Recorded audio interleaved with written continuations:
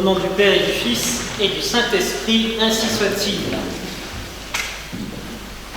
Veuillez vous asseoir. Mes frères, lorsque vous étiez enfants, vous êtes certainement amusés à poser à vos camarades où on vous a posé cette question. Dis-moi, si une fée t'apparaît et qu'elle te promet que le vœu que tu formuleras sera exaucé, qu'est-ce que tu demanderais? Alors les enfants, en général, répondent à cette question en disant ce qu'ils ont de plus cher au cœur. Ah, moi, si une telle demande m'est faite, eh bien, je demanderais le pouvoir magique, pouvoir être invisible, voler, avoir une petite moto, c'est un peu plus terre à terre, mais enfin, cela fait rêver les enfants. Cette question, très enfantine en apparence, est très intéressante, car en fait, elle nous révèle ce que nous avons de plus cher au cœur. Mes frères, si un ange vous apparaissait, parce que les fées, ça n'existe pas comme vous le savez, mais les anges sont bel et bien réels. Si un ange vous apparaissait et vous posait cette question, demande une chose et elle te sera accordée. Que demanderiez-vous?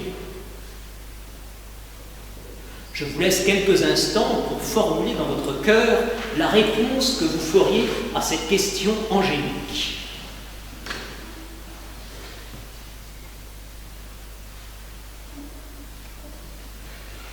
Normalement, maintenant que chacun a répondu à cette question, au risque de vous surprendre, j'aimerais vous dire que vous avez normalement tous donné la même réponse.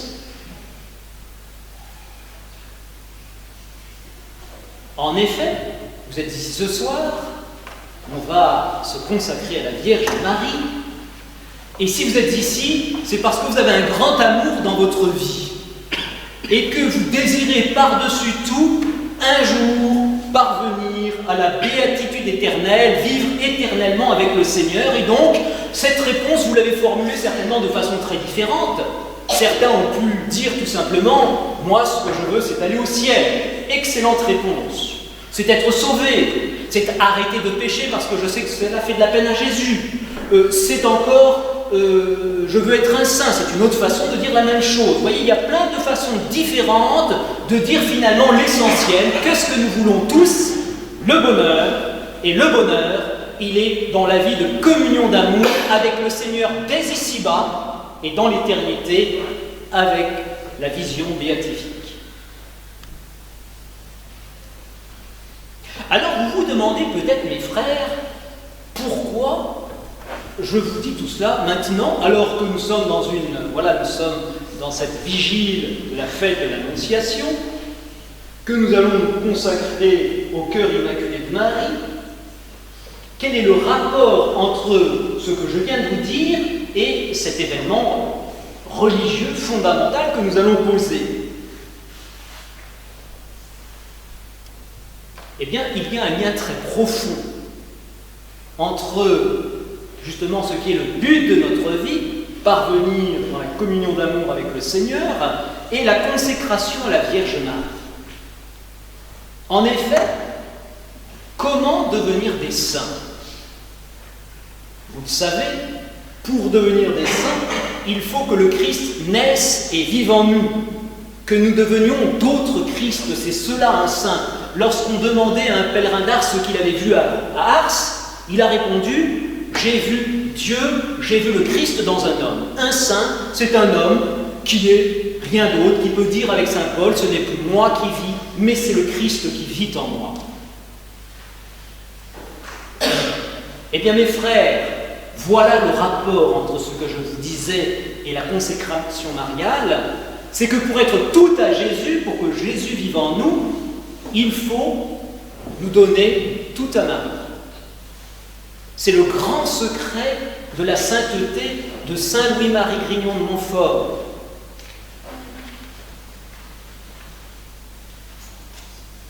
Selon lui, et saint Jean-Paul II en a vécu, il n'y a pas de voie plus sûre, plus facile pour parvenir à Jésus que de passer par Marie. D'ailleurs, cette idée fait partie de toute la tradition catholique.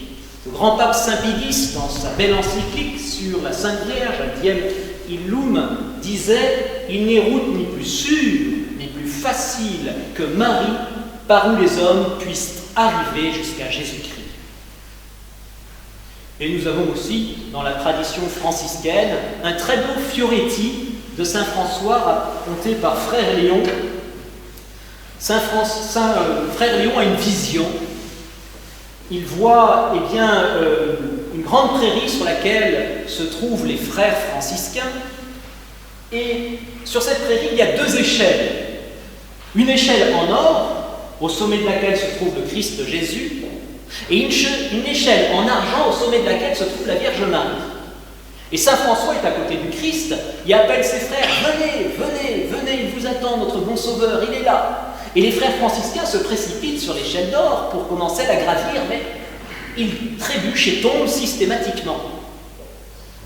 Saint François leur dit, pour me rejoindre, empruntez l'échelle d'argent, l'échelle de la Vierge Marie, et elle vous conduira à son Fils Jésus. Voilà exprimé de façon différente par la théologie des saints, par le magistère, par la contemplation, cette grande vérité. Si nous voulons être tout à Jésus, il faut nous remettre entre les mains de la Vierge Marie. Alors vous vous demandez pourquoi, finalement, vous vous demandez peut-être pourquoi il est si important pour être tout à Jésus d'aller à Marie.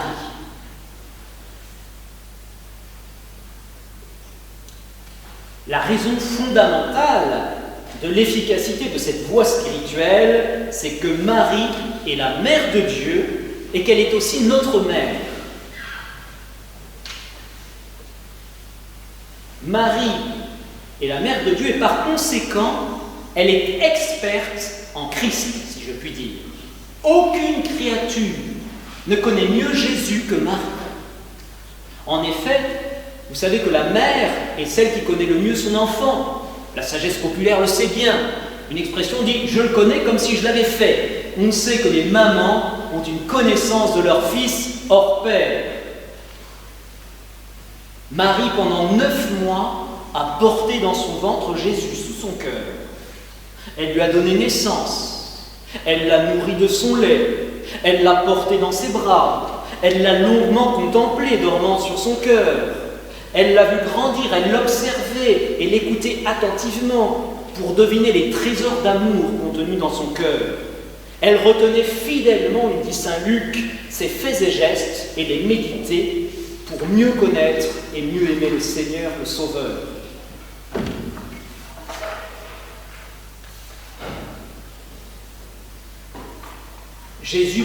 Marie, pendant 30 ans, a vécu dans l'intimité de Jésus.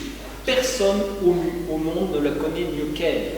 Elle l'a suivi dans sa vie publique, au moins à certains épisodes, on le sait, elle est venue écouter certaines de ses prédications. Le vendredi saint, elle était là au pied de la croix avec Saint Jean, elle l'a suivi sur le douloureux chemin du calvaire, elle l'a réconforté, et puis, nous disent certains théologiens, et je crois que c'est exact, la première personne à qui le Christ ressuscité est apparu, eh bien c'était sa Sainte Mère. Et nous en avons une preuve, je dirais, en filigrane dans l'Évangile. Le dimanche matin, le dimanche de Pâques, lorsque les saintes femmes vont au tombeau, il y a une absence remarquable, c'est sa mère qui aurait dû être la première à aller rendre les derniers hommages à son fils, mais elle savait certainement que cela était inutile, car durant la nuit, il lui était apparu certainement. Ce n'est pas une vérité de foi, mais nous pouvons le tenir avec Saint Ignace et d'autres grands saints, d'autres grands théologiens. Et puis Marie, à l'heure où je vous parle, elle est auprès de son Fils dans la béatitude au ciel. Bref, aucune créature ne connaît mieux Jésus que Marie. Or, vous savez que pour aimer, il faut connaître. Si vous voulez, comment tomber amoureux de quelqu'un que vous ne connaissez ni d'Adam ni d'Ève? C'est impossible. L'amour suit la connaissance. Et donc, où trouver cette connaissance de Jésus? Vous l'avez compris, auprès de Marie.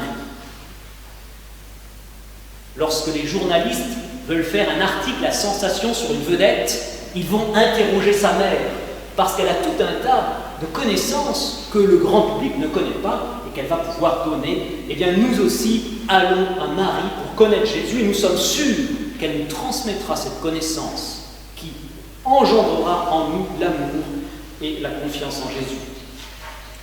Et puis, autre raison pour laquelle il faut nous confier à Marie, c'est que Marie, toute notre vie chrétienne consiste à imiter la vie de Jésus. Il nous faut imiter le Christ. Or, le Christ a eu une dévotion, a eu un rapport avec sa mère tout à fait particulière. Il s'est totalement remis entre ses mains. Dans l'incarnation, il est devenu son enfant.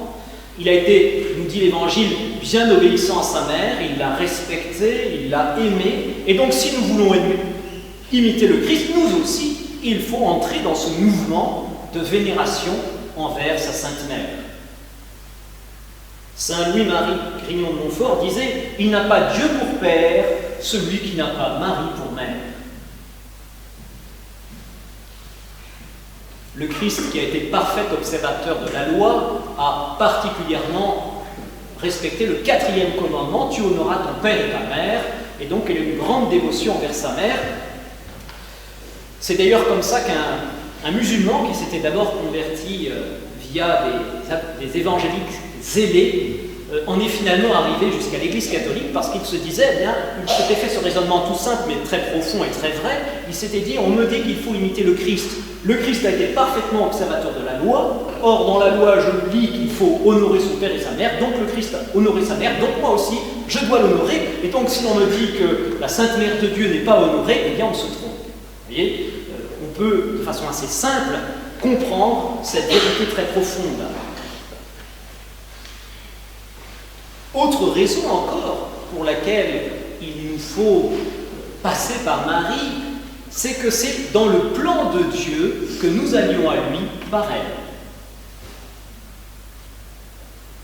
C'est par Marie que Dieu s'est fait homme, et c'est aussi par Marie que l'homme va être conduit à Dieu.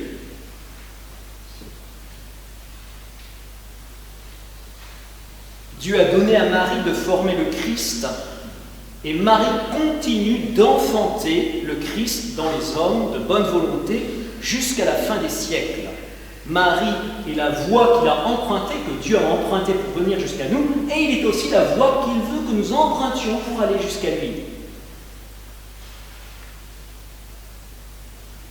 Saint Bernard résumait cette idée très profonde en disant « Marie, le moule vivant du Christ ». Vous savez que pour fabriquer des statues, il y a plusieurs techniques. On peut prendre un marteau et un burin, et puis avec beaucoup de peine et beaucoup d'adresse, on arrive à faire quelque chose qui ressemble un petit peu à une belle statue. Mais il faut être très expert. Il y a une façon beaucoup plus simple de faire des statues, ce sont les moules. Vous prenez une matière quelconque, d'abord le liquide, vous la placez dans le moule, et puis quand la matière est bien sèche, elle prend très facilement la forme du moule. Alors lorsque Saint Bernard nous dit que Marie est le moule vivant du Christ, eh bien vous comprenez que si nous nous jetons en Marie, nous allons prendre la forme du Christ. Marie est Christo-formante. Elle nous forme à l'image de son Fils.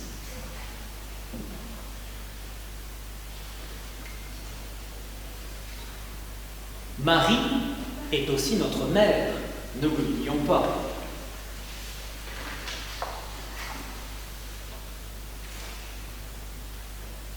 Elle est devenue notre mère, non pas comme le répondent parfois les enfants du catéchisme, au pied de la croix, lorsque le Christ a dit à sa mère, en désignant Saint Jean, qui nous désigne tous, le disciple bien-aimé, « Voici ta mère ». Le Christ sur la croix n'a fait que ratifier, qu'officialiser ce qui s'est passé dès l'incarnation.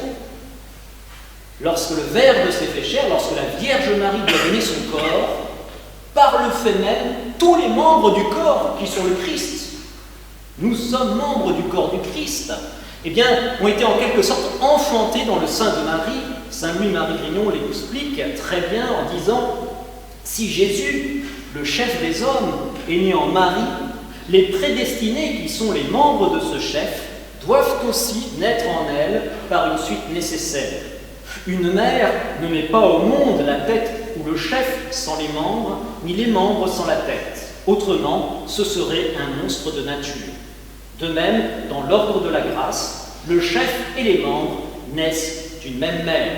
Le Christ total, c'est-à-dire l'Église, eh bien Marie comme l'a proclamé le pape Paul VI, terme du Concile du Vatican, est mère de l'Église, c'est-à-dire qu'elle est mère de tous ses membres, dont nous sommes. Elle est notre mère.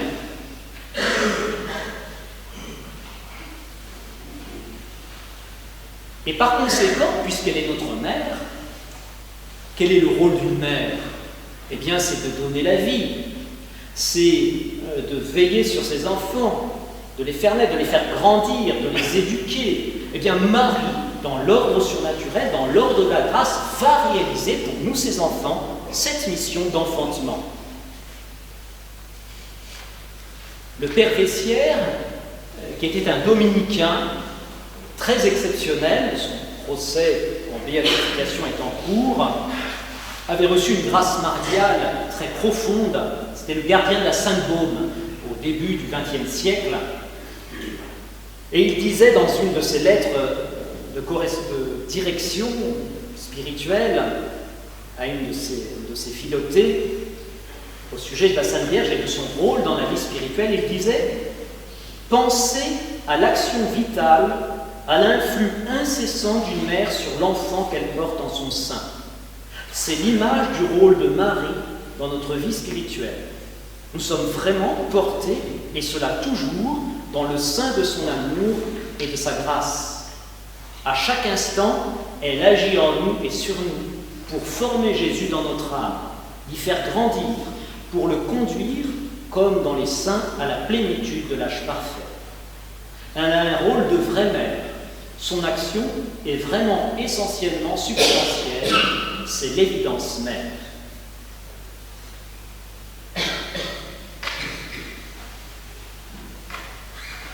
Marie est notre mère, c'est bien entendu, et elle est aussi, je vous l'ai dit, la mère de Dieu. Lorsque vous mettez ensemble ces deux vérités, vous avez un mélange extrêmement réconfortant. Pourquoi? Vous savez que les mères sont prêtes à faire l'impossible pour leurs enfants. Elles donneraient leur vie pour leurs enfants. Alors imaginez que notre mère du ciel est aussi la mère de Dieu, autrement dit, qu'elle a le bras très long. Eh bien, vous imaginez combien notre mère va être secourable pour chacun d'entre nous, pour chacun de ses enfants. Saint Bernard aimait à l'appeler la toute-puissante suppliante. Et l'on voit tout au long de l'histoire de la chrétienté combien Notre-Dame est intervenue à de nombreuses reprises pour obtenir des grâces nombreuses à ses enfants, parfois dans des situations apparemment désespérées. Il me plaît de rapporter juste cet épisode de la vie de Sainte Gemma Galgani, une grande mystique italienne assez peu connue en France, mais pourtant très digne d'intérêt. Elle priait pour la conversion d'un pécheur, un franc-maçon, qui d'ailleurs était un sépulcre blanchi puisqu'il allait à la messe, et en fait, il avait une double vie. Cet homme était vraiment enfermé dans le mal. Et Sainte Gemma Galgani, qui lit dans les cœurs, qui a des révélations de Jésus, connaît le triste état spirituel de cet homme. Et elle supplie le Christ de convertir cet homme. Le Christ qu'elle voyait de façon familière, comme son ange gardien depuis son plus jeune âge, lui fait une réponse un peu à la mode de celle qu'il avait fait à la Syrophénicienne. Vous savez, cette femme qui avait poursuivi Jésus pour demander la guérison de sa fille, et le Christ l'avait renvoyée dans ses 22 mètres, si je puis dire, en disant voilà, il ne sied pas de donner le pain des enfants aux petits chiens, aux chiens. Et elle avait répondu avec une grande foi, mais Seigneur, les petits chiens mangent les miettes qui tombent de la table des enfants. Bref, le Christ lui fait une réponse très peu engageante à Sainte Gemma en disant cet homme a trop abusé de ma grâce. Sainte Gemma Galgani ne se laisse pas abattre par cette réponse. Elle connaît trop bien le cœur de Jésus pour savoir quelles sont ses intentions profondes.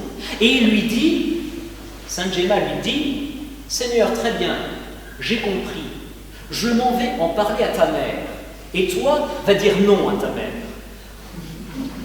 Vierge Marie fit un sourire au Christ qui, sur l'heure même, le pécheur alla se confesser. Puissance d'intercession de Notre-Dame, le Christ se plaît à passer par l'intercession de sa mère. Vous voyez, quand on aime quelqu'un, on veut l'honorer. Et le Christ qui aime sa mère à un point inimaginable, eh bien, se plaît à accorder ses grâces par la médiation de sa mère. Elle est la médiatrice de toute grâce, comme l'a bien expliqué Pie XII dans sa belle encyclique sur le corps mystique, sur l'Église. Le Christ est la tête, nous sommes les membres, et la Vierge Marie est le cou. Si bien que toutes les grâces qui transitent du chef, de la tête, aux membres, passent par les mains de la Vierge Marie. Et sur la médaille miraculeuse, vous avez remarqué ces rayons qui partent des mains de Marie. Ce sont, le dit-elle à Catherine Labouré, le symbole des grâces qui passent par ses mains. Le Christ nous accorde des grâces en passant par les mains de Marie.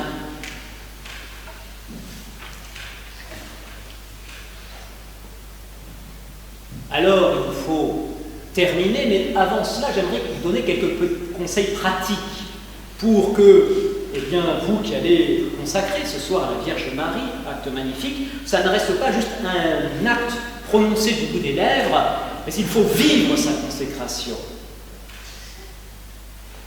La consécration, vous qui vous y êtes préparés, vous le savez, c'est une donation totale que l'on fait de soi à la Vierge Marie, ou du moins au Christ, par les mains de la Vierge Marie.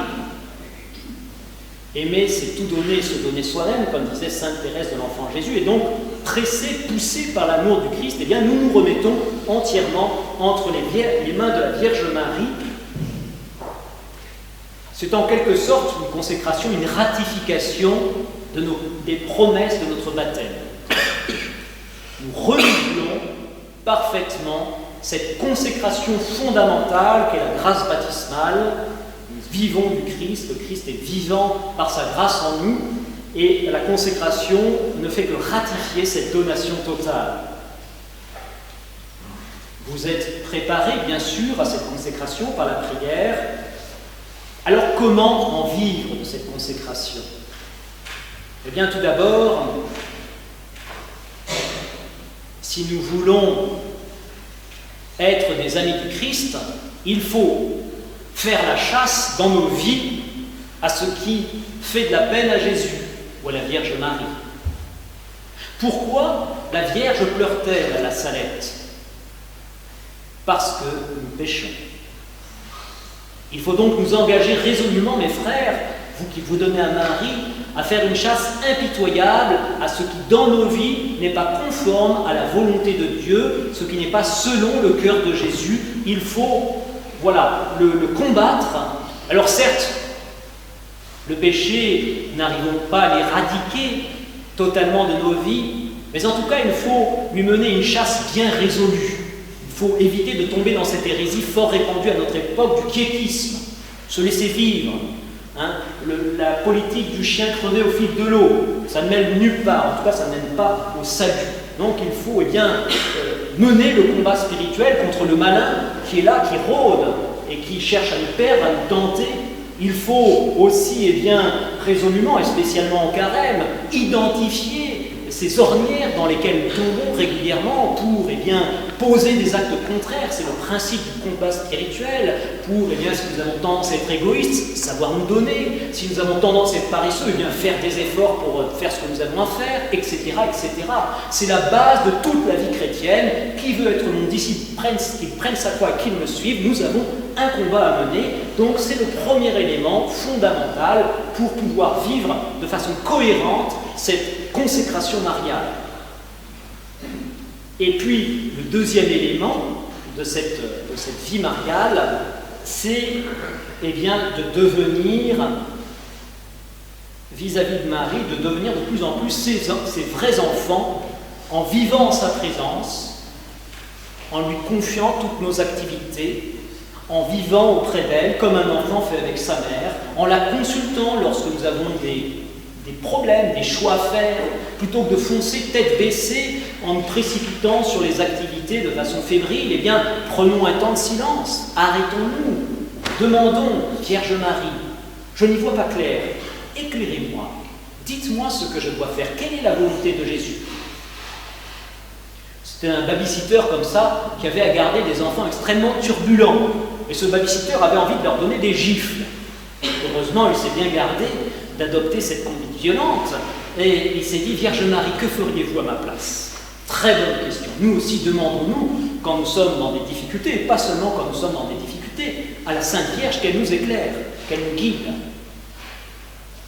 Et puis enfin, dernière chose, ayons dans nos cœurs les sentiments qui habitaient ceux de la Vierge Marie, le cœur de la Vierge Marie.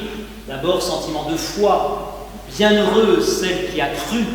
Marie, lorsque le Seigneur lui annonce quelque chose d'impossible, eh bien, elle sait que rien n'est impossible à Dieu et elle croit de tout son cœur, même si elle ne voit pas bien comment les choses se feront. C'est aussi, Marie, la parfaite obéissance. Je suis la servante du Seigneur, qu'il me soit fait selon ta parole.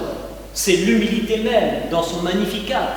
Elle qui l'a comblée de grâce, elle chante que le Seigneur a jeté les yeux sur le néant de sa servante. Elle est bien consciente que toutes les grâces qu'elle a reçues, eh bien, ce sont des dons de Dieu. Et contrairement à nous qui souvent, à travers nos qualités, cherchons à nous rehausser vis-à-vis des autres, et nous oublions quelle est la source de tous ces dons.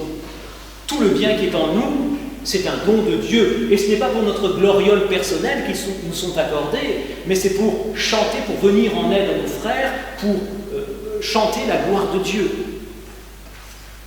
Et puis Marie, c'est aussi le silence, le recueillement. Elle n'est pas bavarde. Dans l'Évangile, on l'entend très peu. Pourquoi ? Eh bien parce qu'elle est avec son Seigneur dans son cœur. Et nous aussi, c'est une bonne leçon pour nous à notre époque, une époque de bruit. Nous sommes envahis de tous côtés par des communications qui, tel un tsunami, emportent tous sur son passage et ne laissent rien subsister de notre vie intérieure. Bernanos disait, la civilisation moderne est une sorte de vaste conspiration contre toute forme de vie intérieure. Eh bien, sachons nous réfugier auprès de notre Sainte Mère pour conserver dans nos cœurs eh bien, ces paroles de vie, les paroles de l'Évangile, les paroles du Christ et en vivre. Marie, c'est aussi la pureté, l'Immaculée Conception. C'est la patience, on la voit lors de la fuite en Égypte, qui a dû être quelque chose, un épisode pénible, et puis surtout c'est la charité, la reine des vertus, l'amour de Dieu, l'amour du prochain. On la voit qui se porte au secours de sa cousine Élisabeth, elle est attentive aux autres, on le voit dans les noces de Cana, où elle discerne les besoins de ses frères, et elle intercède auprès de son fils pour qu'il vienne à leur secours. Et puis Marie, c'est un fabuleux sourire, le sourire de la bonté, le sourire qui est l'expression de la charité, qui est la manifestation, l'épiphanie de la charité. Marie, toutes les personnes qui l'ont vue, je pense par exemple à Jacqueline Aubry, qui avait eu le privilège de la voir à Louis Bouchard, elle disait que ce qui l'avait le plus marqué, durant l'apparition, eh bien c'était le magnifique sourire de la Vierge Marie. Elle lisait dans les grands yeux bleus de Marie toute sa tendresse, tout son amour. Et vous savez que la petite Thérèse, elle aussi, a bénéficié de ce grand sourire qui l'a complètement guérie de sa maladie qui devait la conduire à la mort. Eh bien, la Vierge Marie, voyez-vous, est vraiment notre mère. Pour terminer, je vous lis un beau texte de la bienheureuse Diana Bélanger, une sainte religieuse du Québec, qui a profondément vécu cette consécration mariale et qui résume tout ce que je viens de vous dire. C'est Marie qui nous conduit à Jésus. C'est elle qu'il faut laisser vivre en nous pour que le Christ se substitue à notre néant. C'est elle qui est le chemin le plus sûr, le plus court, le plus parfait pour nous élever jusqu'à l'infini, nous unir à l'amour incréé jusqu'à nous perdre en lui, nous abîmer dans la source du bonheur éternel. Amen. Au nom du Père et du Fils et du Saint-Esprit.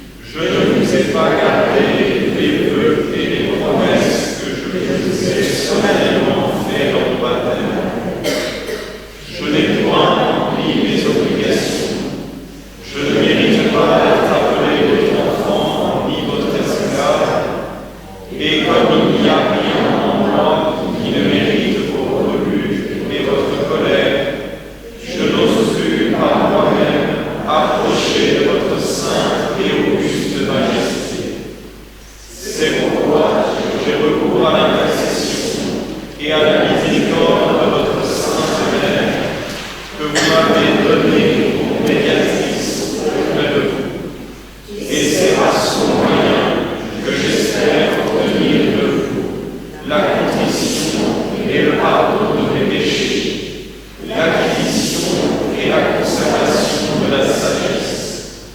Je vous salue donc, ô Marie immaculée, tabernacle vivant de la divinité, où la sagesse éternelle cachée peut être adorée des anges et des hommes.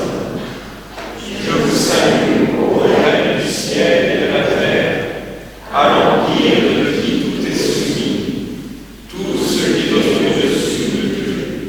Je vous salue, ô refuge assuré des pécheurs, dont la misère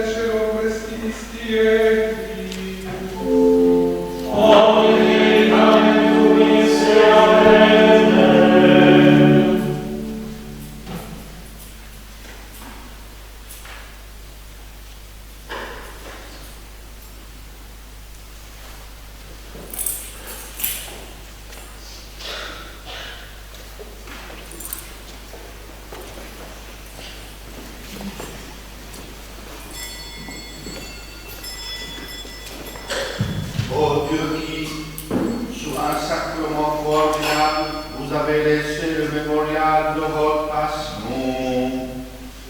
Accordez-nous, nous en prions, de tellement vénérer les mystères sacrés de votre corps et de votre sang, que nous le chantons sans cesse en nous. Les fruits de notre rédemption, vous qui régnez avec le Père et le Saint-Esprit, maintenant et pour les siècles des siècles. Amen.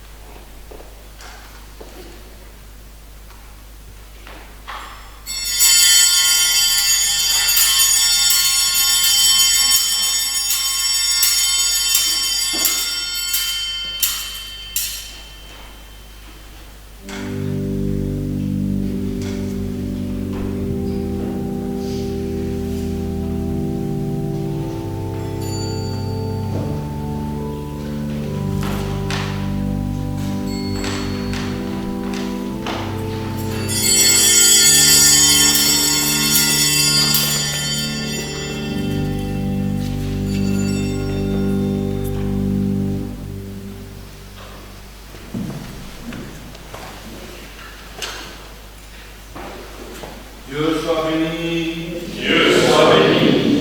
Béni soit son Saint. Béni soit son Saint. Béni soit Jésus-Christ, vrai Dieu et vrai homme. Béni soit Jésus-Christ, vrai Dieu et vrai homme. Béni soit le nom de Jésus. Béni soit le nom de Jésus. Béni soit son Sacré-Cœur. Béni soit son Sacré-Cœur. Béni soit son très saint, son précieux sang. Béni soit Jésus-Christ, au très saint sacrement de l'autel. Béni soit Jésus-Christ, au très saint sacrement de l'autel. Béni soit l'Esprit Saint consolateur. Béni soit l'Esprit Saint consolateur. Béni soit l'auguste Mère de Dieu, la très sainte Vierge Marie. Béni soit l'auguste Mère de Dieu, la très sainte Vierge Marie. Béni soit sa sainte et immaculée conception. Béni soit sa sainte et immaculée conception. Béni soit sa glorieuse ascension. Béni soit sa glorieuse ascension. Béni soit le nom de Marie Vierge Mère. Béni soit le nom de Marie Vierge Mère. Béni soit Saint Joseph, son très chaste époux. Béni soit Saint Joseph, son très chaste époux. Béni soit Dieu dans ses anges et dans ses saints. Béni soit Dieu dans ses anges et dans ses saints. Mon Dieu, donne-nous des prêtres. Mon Dieu, donnez-nous des prêtres. Mon Dieu, donne-nous de saints prêtres. Mon Dieu, donnez-nous de saints prêtres. Mon Dieu, donnez-nous beaucoup de saints prêtres. Mon Dieu, donnez-nous beaucoup de saints prêtres.